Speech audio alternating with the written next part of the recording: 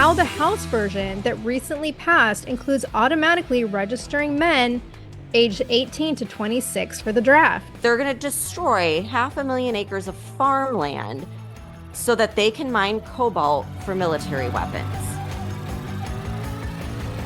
I'm Stephanie Keith. And I am Tara Manjekovic. And we are unapologetically outspoken. Hello, everybody, and happy Wednesday. So, Stephanie, for the past 2 years, basically since we started this podcast, we've periodically talked about how the wokeness of our military has led to recruitment shortages since Biden took office because he's just rammed the DEI agenda so far into our military to the point where using correct gender pronouns and putting up pride flags in military bases has taken precedence over any actual military preparedness. And I will be fair and say that the woke agenda really started under the Biden admin, which is when military recruitment numbers started to slow down in the first place. So I guess I can't blame it all on Biden, but the DEI push has been increased tenfold over the past few years since Biden took office. And it's to the point where we currently have a weaker military than we've ever had, which is pretty fucking scary considering our biggest enemies like China and Russia just continue to grow stronger and become more of a threat. So, Stephanie, do you want to hear something really disturbing? Oh, I guess so. Why not? The United States currently has the smallest active duty military that we have had in our country since 1940. Oh, 1940. that's great. That's Yeah. great. Yep.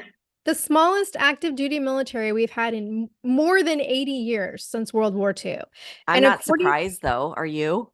No, not at all. And according to federal data, across all branches, U.S. military fell more than 41,000 people short of their 2023 enlisted recruiting goals.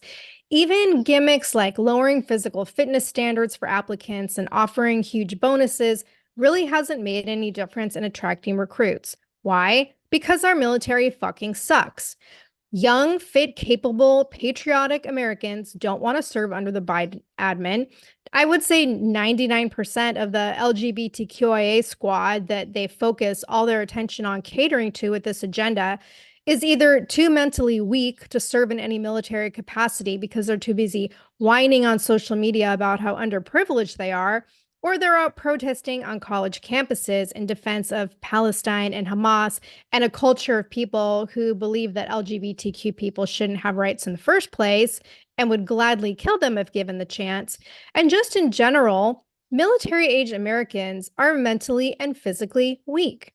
According to a Defense Department survey back in February of this year, 57% of young Americans stated they didn't want to join the military because they were concerned they would suffer from emotional or psychological problems if they did.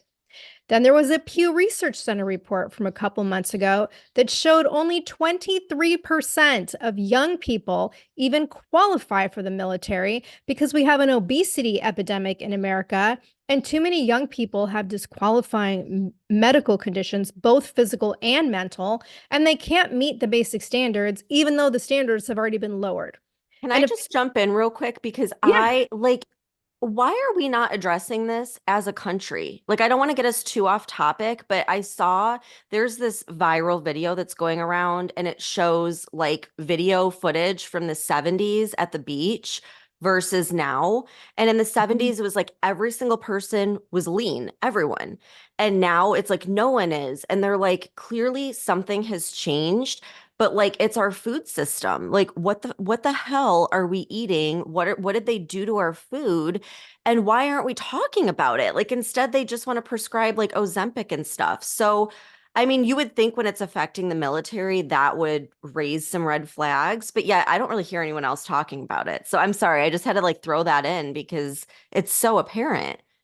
Yeah, but where's all the money? It's in healthcare, right? So create exactly this national crisis. Mm-hmm. And officials at the DoD are saying that recruiting challenges are complex and multifaceted, but I think it's actually pretty simple. Like, we have created a nation, like you just said, of obese people. We've created a nation of weak men with this DEI gender fluidity narrative and the narrative of toxic masculinity being bad. We have a weak government. It's frankly our own fault as a nation that we're in this mess. And I was reading a recent article in military.com, and it was confirming that the problem is indeed a crisis of masculinity because the drop in recruitment hasn't really impacted the number of women who enlist, but it's significantly impacted male enlistment. And I thought this article was interesting because it was focused primarily on the Army. And it talked about how not only is the Army not attracting American males, but there's an overall problem of lack of motivated men in society as a whole who just don't seem to be motivated to do anything. And I think this is absolutely true. And the article also pointed out that the Army is currently juggling like multiple missions across two hemispheres. We're using troops to bolster NATO to help Ukraine. We've got deployments in the Pacific to try and rein in like China's expansion goals. We've got deployments in Africa and the Middle East. And then we have all these like prolonged training missions that take place in the United States. And because of this, the Army is stretched so thin with the lowest number of enlisted soldiers that we've had in 80 years. We currently have more American soldiers overseas than we did during the peak of the wars in Iraq and Afghanistan, which is insane. And because of these, like the taxing pace of these deployments, American soldiers are getting burned out. They're having severe mental health issues. They're committing suicide more than ever. And then they're choosing not to re-enlist when their time is up. So, what is the solution to this recruitment crisis? Well, according to Congress, it just might be a national service mandate in the form of bringing back the draft, which we have not done in America for over 50 years since 1973. So, Stephanie, we need to talk about there's two NDAA defense bills being proposed in Congress right now, and how the House version that recently passed includes automatically registering men aged 18 to 26 for the draft. Okay, this has been the source of so much stress for me because, as you know, I have a 15-year-old daughter, and I don't agree to any of the wars that we are injecting ourselves in. But yeah, on Friday, the House passed the bill which automatically registers men age 18 to 24 for selective service. So, like you said, this was part of the annual National Defense Authorization Act. Now, this year, they authorized $895.2 billion in military spending, which is $9 billion more than this current year. And again, I just want to point out, like, it was the Pentagon that like lost trillions of dollars and never passed an audit. I'm just gonna throw that out there. But anyhow, something I didn't realize until like digging into this episode was that it's already a law that men register for selective service when turning 18, which I didn't realize that. So like I saw all these headlines about the draft and I was like freaking out. But I guess they already have to register when they turn 18, even though, like you said, the draft hasn't been invoked in half a century. And so under the current law, if they fail to register when they're 18, I guess it's considered a felony, which comes along with obviously a host of legal expenses and issues. So this new law would automatically register them. And the Congress people that are proponents of this, they're saying, well, we're doing this because it'll eliminate legal challenges and it cuts down on taxpayer dollars to fund prosecuting those cases of people, not manually registering. And so, first of all, like I said, Tara, I had no clue that men had to register when turning 18. Did you know this? I did not. No, honestly, I No. didn't before Yeah. doing this podcast. So it's like that will take out the step of registering, and then they use federal databases to automatically register them. And then that way, all of the money that was previously spent on advertising registration can be spent elsewhere, like readiness and mobilization. So, like, on the one hand, that makes me feel better knowing, like, oh, well, it's always been there. They're just kind of changing it around. But my question is, why now? And like, hopefully, it's just because of everything you said about like the military numbers being abysmal. And hopefully, it's not because they're prepping us to go to war and planning on invoking the draft. but my gut says they're thinking we're going to have to invoke the draft. So, like, I don't know, Tara, can I just be naive and believe, like, oh, there's not going to be a draft in my kid's future? Everything's fine. Nothing to see here. Because that's kind of where Well, I am as a parent. well, hopefully if Trump gets in office, there won't be. That's what I keep telling myself. Um, but when I get to the next part of the bill, I think it becomes crystal clear that we're preparing for war. So, according to a Fox News article, quote, the NDAA also included the largest ever military pay raise in history, with a 19.5% increase for junior enlisted troops and a 4.5% increase for others. It also included funding for 2 new Virginia-class submarines and the establishment of a drone force within the U.S. Army, among other provisions, end quote. That sounds like they're gearing up for war, don't you think? I mean, I'm glad like they're building up our military, but like again, why now? Like what is happening? Are we already at war and we just don't know it? Yeah, look, I'm totally in support of increased military funding because I think we need to up our own military capabilities, not other countries' military capabilities. But I agree, like, we're clearly gearing up for something. And I'm sorry, but I don't know if a 19.5% increase in pay is going to attract the right people. I guess if they're paying the ones who are already enlisted, then like so be it. But I remember when police departments were doing this during all the anti-cop shit that took place in 2020 and 2021 when like no one wanted to become a cop and they were offering major financial incentives to new recruits. But is that really attracting people who have a heart for the job or just young people who need money? And Right. I want to point out too that like the one thing I love, though, about this House bill is it's trying to put a stop to the DEI agenda. It is requiring all recruitment and promotions to be based on merit and not race or ethnicity. It prohibits CRT training. It prohibits the Pentagon from funding gender transition surgeries and transgender hormone treatment. And it bans drag shows, drag queen story hours, and other similar events, which I am 100% on board with because none of these things should be a priority for military funding or training. Okay, I had to ask you. I agree with all that. I think that's great. I didn't even know that the bill included that because I don't know about you. I've had a hard time finding a lot of information on the bill, but I do want to pick your brain for a second on the whole like woke military stuff that they implemented. Do you think they were doing that because, like in 2020, it seemed like everyone wanted this stuff. And so like they thought, "Oh, well, we're going to attract more young people." Or like I don't know, like, do you think that they're doing it on purpose? Like there's some kind of ulterior motive? Because I I think just it's, don't yeah. understand how they could be that dumb to think that young men are going to want to be a part of this whole like drag queen trans agenda in the military, you I know? think it's 100% on purpose because when there is less masculinity, it's easier to control the population. And this push for the DEI agenda is all about getting rid of masculinity. So I think it's 100% purposeful. It's just weird that like it's in our military. You would think the one place where they wouldn't be pushing that. So I don't know, But the whole how, thing's just weird. but if our government wants a military that they can easily control, what's the best way to do? Yeah, good point. You That's a have good a point. population that's not going to fight back. And like, I Yep. want to point out something that I have to bring up this story. I read this in GB News yesterday, and it has to do with Pride Month and how our government is celebrating Pride Month by giving US intelligence personnel free manicures and hosting workshops where staff can learn to crochet LGBTQ plus flags. Yeah, What? yeah, this is coming from the Office of the Director of National Intelligence, which oversees the CIA, the FBI, the NSA, and it has intelligence components in every military branch.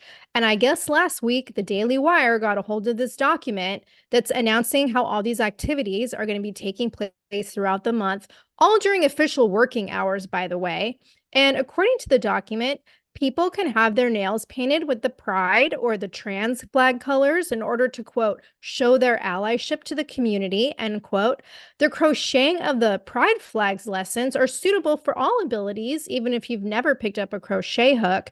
And there's an event called the Pride Ally Challenge where staff can participate in up to 20 daily activities all of which are about 10 minutes each. And the description for the event states, quote, the challenge will take you on a guided journey to learn more about the LGBTQ plus community and empower you to become a better ally, end quote. Like, Stephanie, is this a fucking vacation tour package or a work environment? It sounds like those activities they have like at the first week of college where they're trying to get everyone to like interact. The CIA, like, I'm sorry, but I don't even think the CIA needs to be getting manicures. Like, we need to have like tough people that don't don't want their nails manicured. Like, this is I'm quite literally shocked. This is why I love that I don't read your notes sometimes ahead of time because I like to be thoroughly shocked by what you find, and I am. My This is what the Biden admin is spending fucking money on. Is this shit, right? Our So money, our our money. taxpayer dollars. Yes, taxpayer dollars. So, frankly, I fucking hope that the House bill passes and they get rid of this agenda within the military. But we know that the House and the Senate always come up with their own versions of the bills and then they fight over which bill will pass. And I have to point this out, Stephanie, the Senate Armed Services Committee. They're taking this registration idea a step further than the House did. And in their version of the fiscal year 2025 NDAA, they want to register women. So there was an article that came out earlier this week in Just the News, and it talks about how on page 3 of the Senate NDAA, there's a heading titled Strengthening the Joint Force and Defense Workforce. And under this heading, it states, quote, the Military Selective Service Act will be amended to require the registration of women for selective service, end quote. So the Senate also went beyond the spending budget and the House bill by $25 billion, and they came up with a $923 billion bipartisan bill that was approved by the Senate Armed Services Committee in a vote of 22-3 last Friday. This bill also involves a 4.5% pay raise for military members, as well as a 2% raise for civilian DoD employees, and it does have some kind of pay raise for junior enlisted service members, but they didn't specify the amount. But women, Stephanie, women in the draft. Okay. And with $923 billion, they can only give a 4.5% pay raise to the people who are risking their lives for our country. Like, it's such a joke. And as a mom, it makes me sick. Like, how about we just stop going to fucking war? Like, we had no war under Trump. I cannot emphasize that enough. I'm going to say it on every damn episode. Bring him the fuck back. And like, I saw an article in Yahoo News and it said, quote, there's a growing centrist consensus among liberals and hawkish conservatives on expanding the selective service.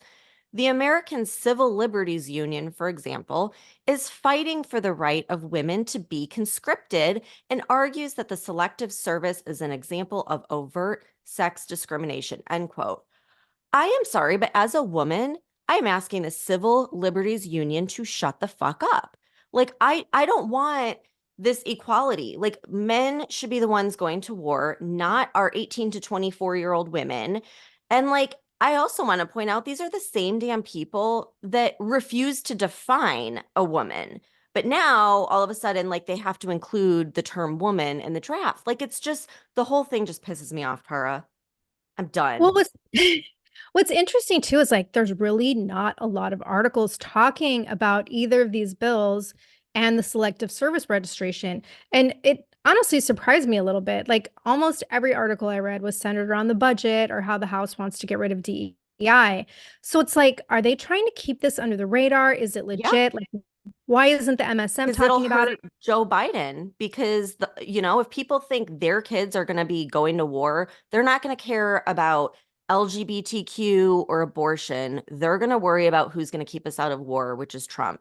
So I'm sure the Biden admin is like having all their cronies conveniently like not talk about this in the news. Yeah, but it must be legit because I read articles and it's all over X, like Rep. Chip Roy, Senator Mike Lee. They both slammed the Senate Armed Services Committee for wanting to register women. They posted about it on X. Donald Trump Jr. commented and he said, quote, Democrats want to draft your daughters to fight in wars that no one in America outside of the military industrial complex wants to be in, end quote, which If is pretty Trump much could what you just bring said. up this issue alone during the debates, he will win. Just this issue alone, saying they want to draft your daughters. Well, the thing is, the left is trying to make it seem like Trump wants to do that because I was listening to Timcast recently, and Tim Pool just did an episode where they were talking about how the left is trying to make it look like Trump is the one who wants mandatory conscription, so they can try to get more people to vote Democrat. And I guess there was an article in the Washington Post that was saying that, this is something Trump wants. And Trump apparently like vehemently denied what was written in the article. So again, the left is pushing the narrative that this is something that's being pushed by Trump.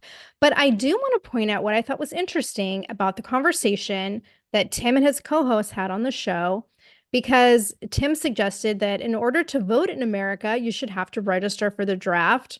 One of the other commentators on the show suggested compulsory military service within the United States only, not being able to be deployed overseas, but having Americans be required to serve at the southern border.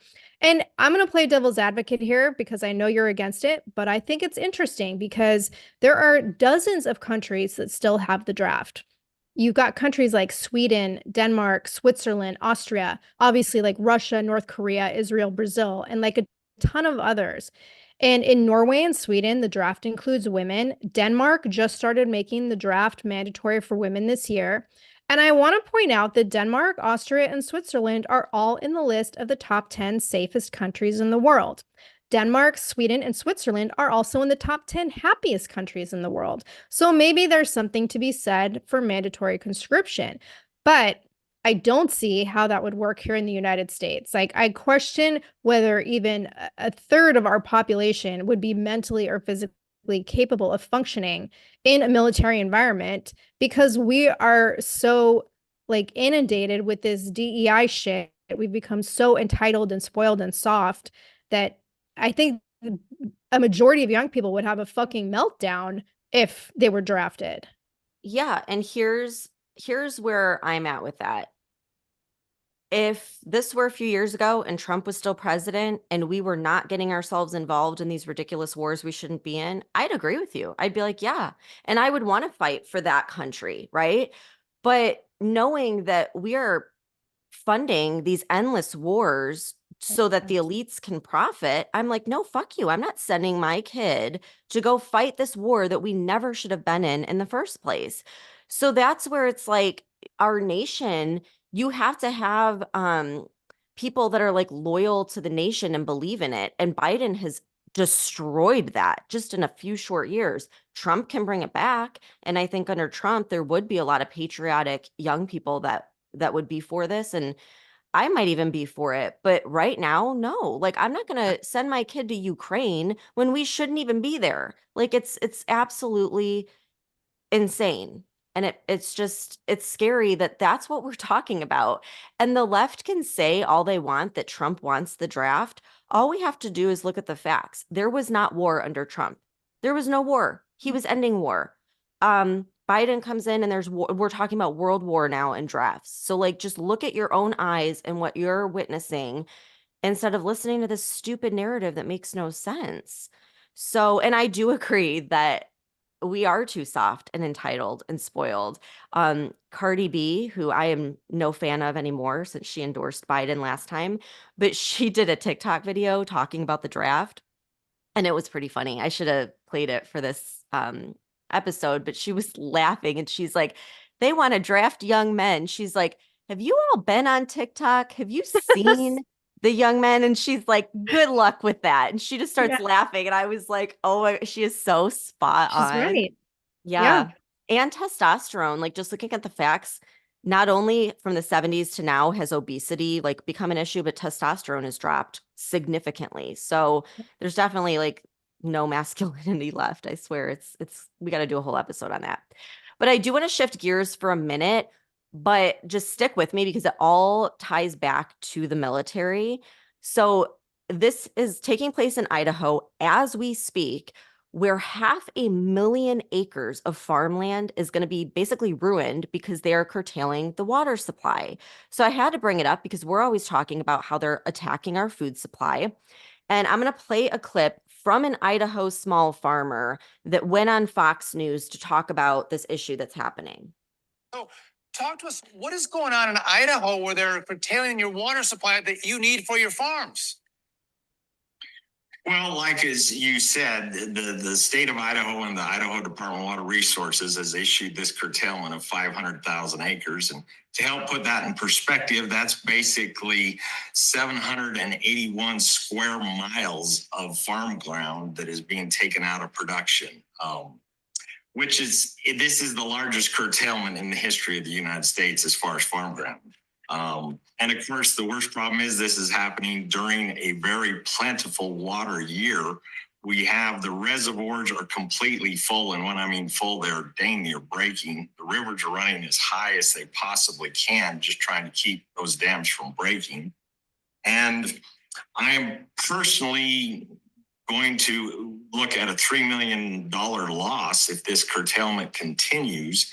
And this will end my 135-year family farm legacy of growing potatoes in Idaho. And I'm one of the smaller farms, but let me tell you the impact.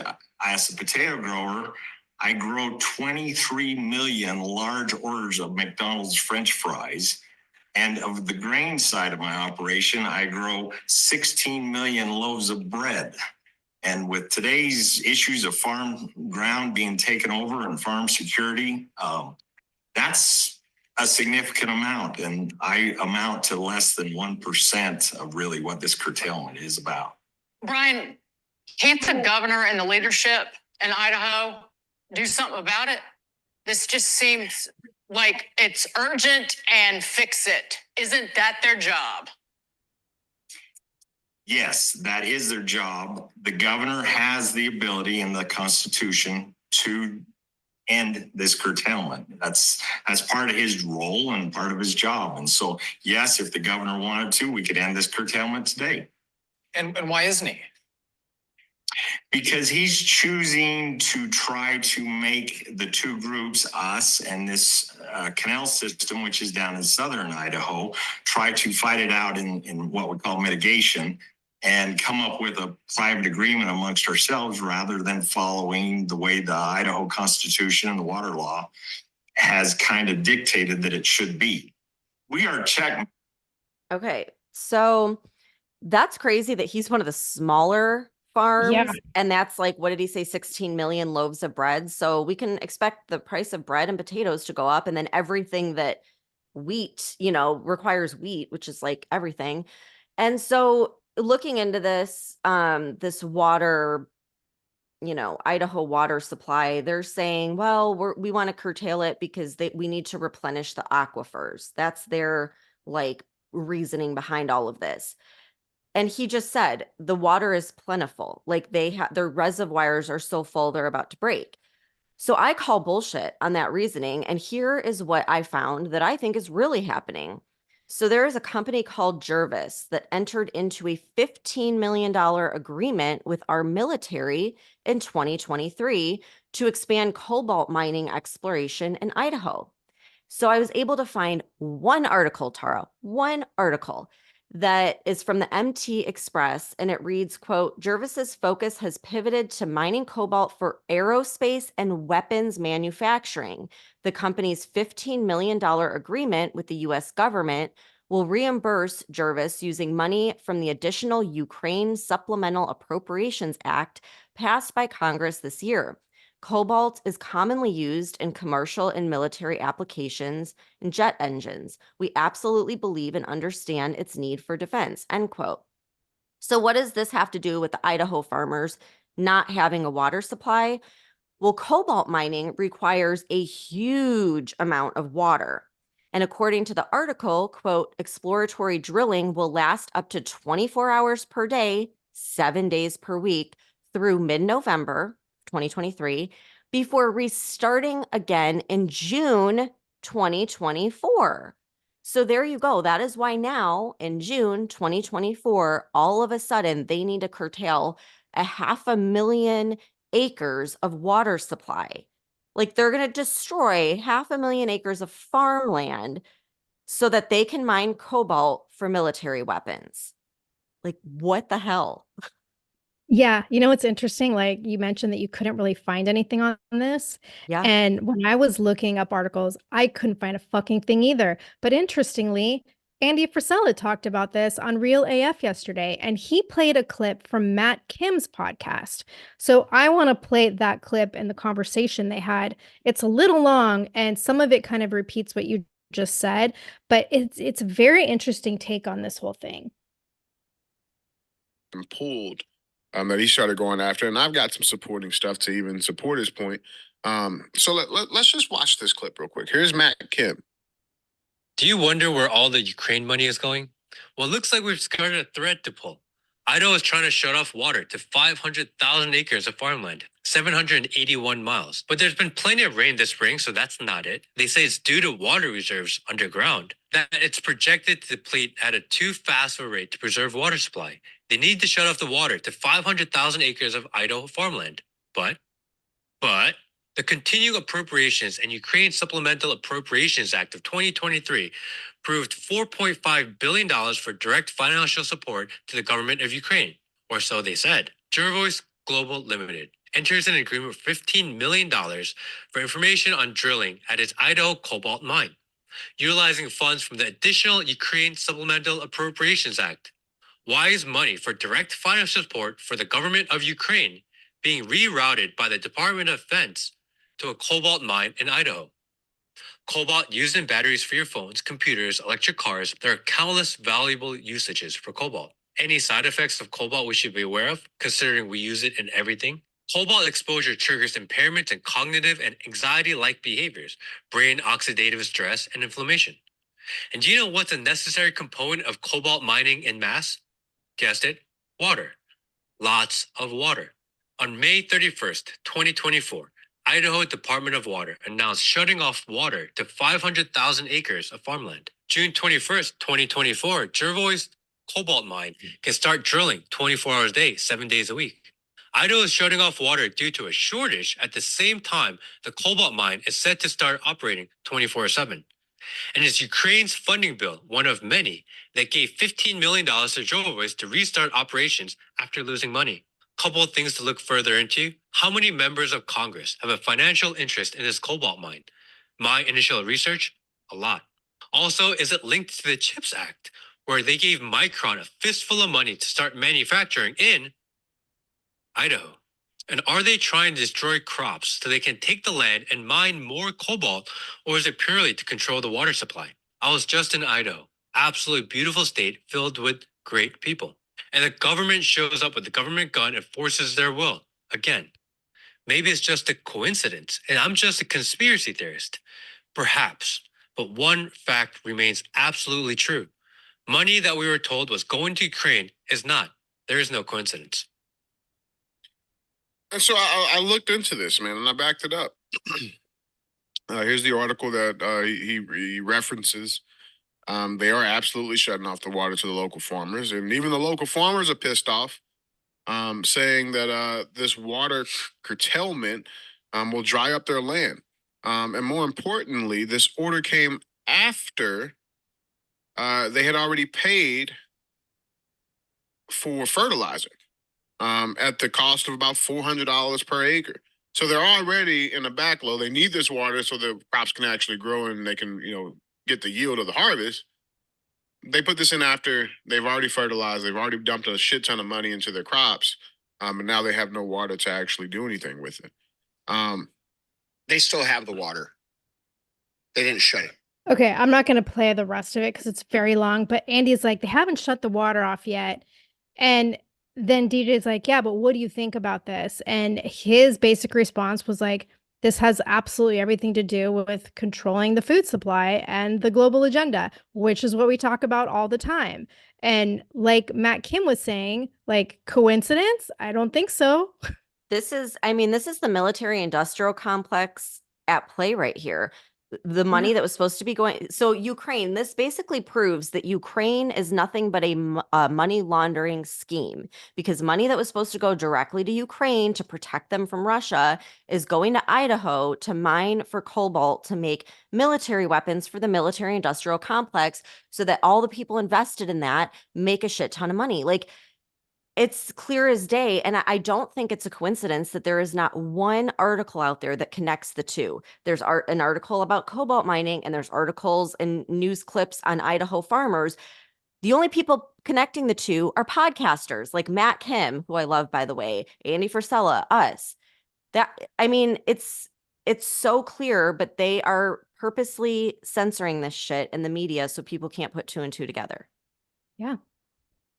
That's just, Yeah. And in the meantime, they are destroying people's livelihoods, mainstream America, destroying their livelihoods and destroying our food supply. Like, it's all fucking connected. And anyone who thinks it's not all connected needs to open their eyes. We already know they're killing all the chickens and blowing up farms, and now they're going after the wheat. I knew there was going to be something with agriculture, and I just didn't think it would be cobalt, but there you go.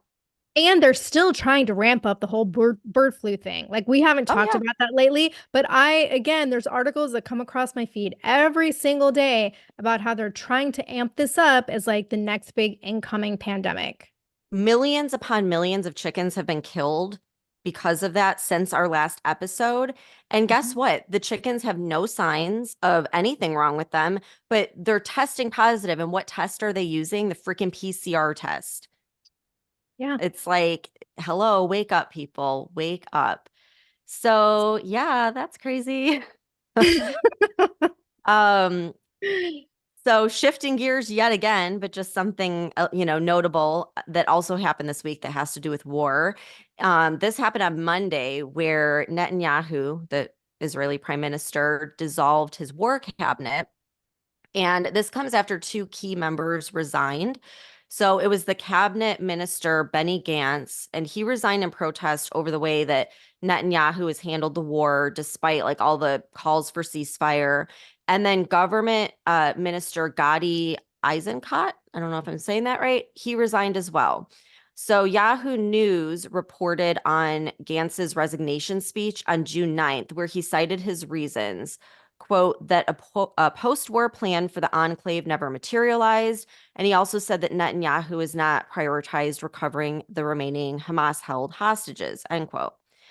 So apparently Gantz is the guy that has like a lot of pull with all these international leaders, including the US.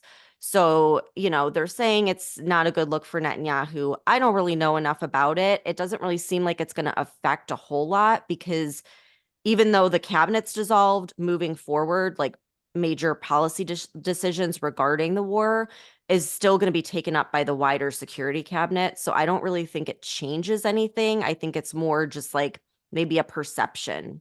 I don't know. What do you think, Tara?